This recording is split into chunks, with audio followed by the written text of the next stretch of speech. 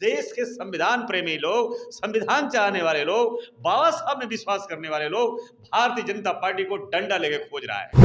मुझे मालूम है ये भारतीय जनता पार्टी वोट से हारी है, जनादेश से हारी है, जनादेश नहीं मिला है। लेकिन मुझे पूरा मालूम है कि पार्लियामेंट के चुनाव में, लोकसभा के चुनाव में इनकी ईवीएम की तैयारी हो गई है। इनको अब सारा शस्त्र खत्म हो गया, राम खत्म हो गए। अब राम से भी इनको चमत्कार नहीं होने वाला है। काशी और गंगा मैया भी अब इनको माफ नहीं किया, इनको हनुमान जी ने भी माफ नहीं किया। लेकिन अब उनके पास एक ही शस्त्र है, अब देश के बहुजनों का वोट वैज्ञानिक तरीके से चीटिंग करके लोकसभा के चुनाव जीतने की इनकी तैयारी है। सर, पांचों राज्यों में विधानसभा के चुनाव संपन्न हो गए हैं और रिजल्ट आने से पहले सोशल मीडिया पर एक एग्जिट पोल काफी तेजी से वायरल हो रहा है और इस एग्जिट पोल में हर एक स्टेट में बीजेपी निकलती हुई नजर आ रही है। क्या कहेंगे सर? देखिए, आप लोगों को मैं बहुत बहुत धन्यवाद देना चाहता हूं और इसलिए धन्यवाद देता हूं कि जो मीडिया की परंपरा है प्रश्न करने का, सवाल करने का, वो सवाल करने की परंपरा को आप निभा रहे हैं। लेकिन मैं कह रहा हूं कि ये सवाल तो आपको लियाकत से पूछ लेना चाहिए। ये सवाल आप देश की मनो मीडिया में बैठे जो लोग हैं उनसे पूछ लेना चाहिए कि आप इसके पहले का जो चुनाव हुआ था, एक जो आपको हिमाचल और कर्नाटक का, उसमें भी इनको बढ़त बता रहा था। आप अच्छे तरीके से देख लीजिए, ये उपचुनाव में भी एग्जिट पोल आया था, उसमें ही बढ़त बना रहे थे, ये आगे जा रहे थे, जीत रहे थे। लेकिन इनकी क्या हालत हुई है, किसी से छुपा हुआ नहीं है। तो भारतीय जनता पार्टी के एजेंट लोग हैं। अब भारत में कोई मीडिया बची नहीं, और भारत में अगर कोई मीडिया बची है तो सिर्फ सोशल मीडिया बचा है। ये बहुजन मीडिया बाबा साहब का मीडिया है। तो हम आपको स्पष्ट कह देना चाहता हूं, भारतीय जनता पार्टी के 5 राज्यों से सफाया हो रहा है। और मैं कह रहा हूं कि किसके भरोसे आप ये दे रहे हैं, ये अंक आप किसके भरोसे दे रहे हैं? देश का बहुजन समाज नाराज है।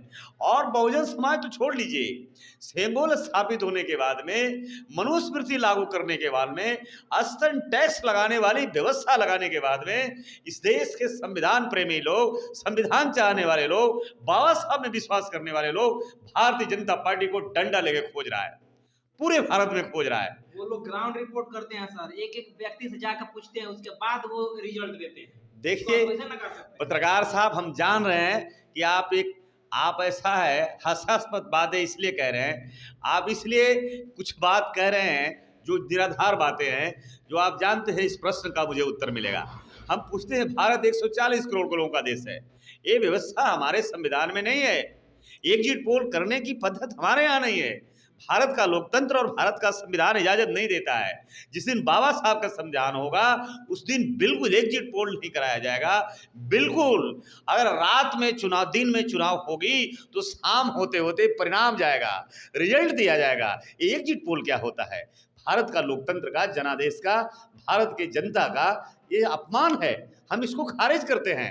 लेकिन ये गोदी मीडिया बने रहने के लिए, व्यूअर, टीआरपी को बढ़ाने के लिए, अपनी मोटी कमाई के लिए मीडिया के लोग एक खास करके पूरे भारत में इस तरह से एग्जिट पोल जैसा काम कर रहे हैं। हम इसका निषेध कर रहे हैं। लेकिन एक बात आपको बता दूं, कैसे जीतेगी भारतीय जनता पार्टी?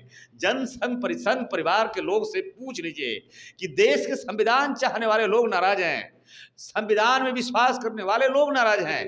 बहुजन समाज, हनुमान में विश्वास, शंकर में विश्वास करने वाले तो लोग हैं ना सर। तो मुझे बताइए, आप हनुमान जी को गदा लेकर गए थे कि नहीं? कर्नाटक गए थे? कर्नाटक का चुनाव हनुमान जी के नाम पर लड़ा था कि नहीं लड़ा था? मुझे बताओ आप। ये पूरा देश जानता है कि नहीं जानता है? मुझे बताइए। हनुमान जी ने गदा मारा है, आज भी अमित शाह का गर्दन सीधा नहीं हुआ है। ये बात आप पता लगा लीजिए। और ये 7 राज्यों का चुनाव, उपचुनाव का परिणाम आया है और उसमें राम बगल में है, अयोध्या की बगल की सीट है, काशी कॉरिडोर के बगल में बैठा हुआ एक जगह है जिसको मऊ कहते हैं, जहां 1.25 लाख से भारतीय जनता पार्टी शिकस्त ली है, 1.25 लाख से चुनाव वहां हारी है। अब बोलिए, इनको भगवान भी छोड़ गए, राम भी छोड़ के चले गए, हनुमान भी छोड़ के चले गए। अरे राम और हनुमान तो चले गए, अब तो संविधान मानने वाले लोग भी इनको छोड़कर चले गए। अब भारतीय जनता पार्टी कहाँ बचने वाली है? लेकिन ये गफलत में मत रहिए, इस देश के संवैधानिक पद पर आप लोग हैं, क्योंकि बाबा साहब ने लोग मीडिया का स्थान दिया था। हम संवैधानिक पद कहते हैं। ये लोग जो सोशल मीडिया है ये भी संवैधानिक है, संविधान द्वारा दिया गया है सोशल मीडिया है। तो मैं एक ही बात कह देना चाहता हूँ, देश को बचाइए। अब गोदी मीडिया से देश नहीं बचने वाला है, देश आप ही बचा सकते हैं। मुझे मालूम है ये भारतीय जनता पार्टी वोट से हारी है, जनादेश से हारी है, जनादेश नहीं मिला है, लेकिन मुझे पूरा मालूम है कि पार्लियामेंट के चुनाव में, लोकसभा के चुनाव में इनकी ईवीएम की तैयारी हो गई है। इनको अब सारा शस्त्र खत्म हो गया, राम खत्म हो गए, अब राम से भी इनको चमत्कार नहीं होने वाला है। काशी और गंगा मैया भी अब इनको माफ नहीं किया, इनको हनुमान जी ने भी माफ नहीं किया, लेकिन अब उनके पास एक ही शस्त्र है। अब देश के बहुजनों का वोट वैज्ञानिक तरीके से चीटिंग करके लोकसभा के चुनाव जीतने की इनकी तैयारी है। इस पर तैयारी करिए, ताकि अब उनको लग रहा है भारतीय जनता पार्टी का एक ही जवाब आएगा, संघ परिवार एक ही बात सिर्फ कहेगा कि अगर हम चोरी करते हैं ईवीएम से तो हमें 5 राज्यों का चुनाव हम कैसे हारे। और मैं दावे के साथ कह रहा हूं 5 राज्यों में भारतीय जनता पार्टी नहीं आ रही है। लिख लीजिए अगर आपके पास कॉपी कलम है तो। और हमको 3 तारीख के बाद कौन आ रही है? पूरे भारत में इंडिया का गठबंधन आ रहा है, भारत का गठबंधन। बाबा साहब के संविधान में विश्वास करने वाले लोग आ रहे हैं, चारों राज्यों में आ रहे हैं। लिखिए, आपके पास है तो पेन से लिखिए, मुझसे 3 तारीख को आप प्रश्न कर लीजिएगा, मैं 3 तारीख को उत्तर दूंगा। अगर मेरी भविष्यवाणी, मैं भविष्यवाणी में तो विश्वास नहीं करता, लेकिन मेरी एनालिसिस है कि जनता ने इन्हें नकार दिया है। चूंकि मैं नकारा से मैं कह सकता हूं, आपने बड़ी करीब से देखा होगा कि पंचायती का चुनाव और निकाय का चुनाव हुआ था बंगाल के अंदर, जहां बड़ी उम्मीद भारतीय जनता पार्टी को है, जहां 10% वोट नहीं मिला बंगाल के अंदर। ये आपने देखा होगा। आपने अन्य राज्यों का चुनाव तो देखा ही, 7 में 6 राज्यों में भारतीय जनता पार्टी हार गई, इनका बड़ा बुरा हश्र हुआ। तो आज भी मैं कहता हूं, आज ये सजा है मोदी जी, ये जुमलों का सजा है। ये संविधान को जो आपने तोड़ने की कसम खाई है, संविधान हटाने की कसम खाई है, लोकतंत्र को खत्म करने का जो कसम आपने खाया है, ये उसका सजा है। और एक बात और मैं कह दे रहा हूं, ये संविधान मानने वाले लोग, संविधान में विश्वास करने वाले लोग बड़े जागृत हो गए हैं, जाग गए हैं। अब ये कोई भी ओवैसी के झांसे में नहीं आने वाला है। ओवैसी कितने भी चिल्ला ले, देश की जनता सेकुलरिज्म के और संविधान के साथ खड़ा होगी। और भी कुछ लोग हैं जो भारतीय जनता पार्टी के इशारे पर काम कर रहे हैं। इंडिया के गठबंधन के विरुद्ध में जो आए हैं वो सीबीआई के डर से आए हैं, ईडी के डर से आए हैं।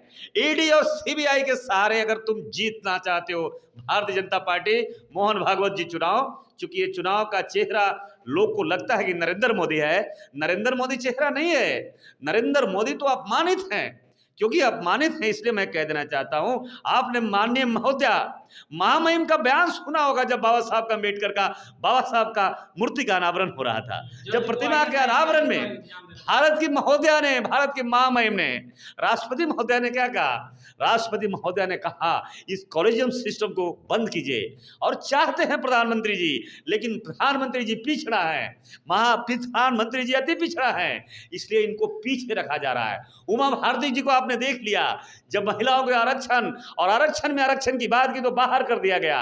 और आज भी मैं कहता हूं, शिवराज चौहान जी, अच्छे दिन आ गए हैं, जल्दी किनारा कर लो, नहीं तो जिस जहाज पर तुम चढ़े हो ये जहाज बहुत जल्दी डूबता है। लेकिन मुझे दुख होगा जब उसमें डूबकर आप भी मरोगे, तो मुझे दुख होगा। मैं चाहता हूं कि इसके पहले 2024 से पहले वो जहाज को छोड़ दो जो डूबने वाला है, जो भले ही कहता है कि नरेंद्र मोदी के नेतृत्व में ये जहाज जा रहा है, लेकिन वो जहाज मोदी के नेतृत्व में नहीं, ये मोहन भागवत के, मनुस्मृति के, ब्राह्मणवाद के इसके खेवनहार है। तो मैं कह रहा हूं, बहुजन समाज के लोगों सतर्क हो जाओ, अलर्ट हो जाओ। और नेताओं को भी कहता हूं जो कुर्सी के लिए लोग हैं, अब कुर्सी वहां बचने वाली नहीं है। रामदास अठौले जी, मैं कहता हूं चिराग पासवान जी जल्दी वापस आ जाओ। अरे आपके पिताजी भी मौसम का वैज्ञानिक रहे हैं, आपको कौन सद्बुद्धि देता, कौन सलाहकार है, किसके चंगुल में फंसे हो? आओ छोड़कर उस दलदल से और देश में सामाजिक न्याय और संविधान के साथ खड़ा हो। आपकी सद्बुद्धि मिलनी चाहिए। तो आपको नहीं लगता है कि चिराग पासवान संविधान के साथ खड़े हैं? सच्चे बताओ, आप संविधान के साथ चिराग पासवान अगर खड़े हैं तो मुझे बताओ, रामविलास पासवान जी हमेशा, आप देखिए अभी कुछ दिन पहले लोक जनशक्ति पार्टी का स्थापना दिवस मनाया गया। स्थापना दिवस में किसका तस्वीर देखा आपने? पूरे शहर की तस्वीर का एनालिसिस करिए पत्रकार साहब, एक तस्वीर में बाबा साहब नहीं दिखे। और ये पहली बार मैंने ऐसा देखा कि रामविलास पासवान जी के पार्टी में बाबा साहब का तस्वीर नहीं हो। तो चिराग पासवान जी ने जो साबित कर दिया कि शायद उनके रगों में जो खून है वो रामविलास जी की खून है कि शर्मा जी की खून है, उनकी पत्नी शर्मा जी हैं। तो मैं क्या कहूँ, मैं कह नहीं सकता, लेकिन इतना मैं जरूर कहना चाहता हूँ, अगर रामविलास पासवान जी के पुत्र हैं, रामविलास जी के नक्शे पर चलना चाहते हैं, तो एक बार पार्लियामेंट में रामविलास पासवान जी ने जो पिछड़े दलितों और रामायण पर जो भाषण दिया था, एक बार आप भी बताइए, मैं आपसे आग्रह करना चाहता हूँ, एक बार देश को बताइए वो भाषण को। आप चिराग पासवान के ब्लड पर सवाल उठा रहे हैं। देखिए, मैं अगर गलत उठा रहा हूं तो बताइए। हम कह रहे हैं रामविलास पासवान जी के ब्लड, मैं चिराग पासवान जी के ब्लड पे नहीं उठा रहा हूं। रामविलास पासवान जी कुछ वैसे ब्लड से घिरे हुए हैं, कुछ वैसे लोग से घिरे हुए हैं जहां से बड़ा निकलना मुश्किल है। क्या आपको लगता है कि जो चिराग पासवान है वो स्वर्ण लॉबी से घिरे हुए हैं? अरे मैंने, आप तो खुद ही कह रहे हैं और आपको पता है अच्छे तरीके से, मुझे क्यों शहीद कराना चाहते हैं। लेकिन मैं सच कहता हूं पत्रकार साहब, चिराग पासवान जी को सद्बुद्धि हो जाना चाहिए। मैं चाहता हूं 24 से पहले वो डूबा हुआ जहाज को छोड़ दो, मुझे अफसोस होगा, आपके अस्तित्व मिटेगा। रामविलास पासवान जी सामाजिक न्याय का एक ताकत रहे हैं, प्रेमबल रहे हैं, पिलर रहे हैं, और मैं नहीं चाहता कि चिराग पासवान जी का भी नुकसान हो जाए। बहुत बहुत धन्यवाद साहब।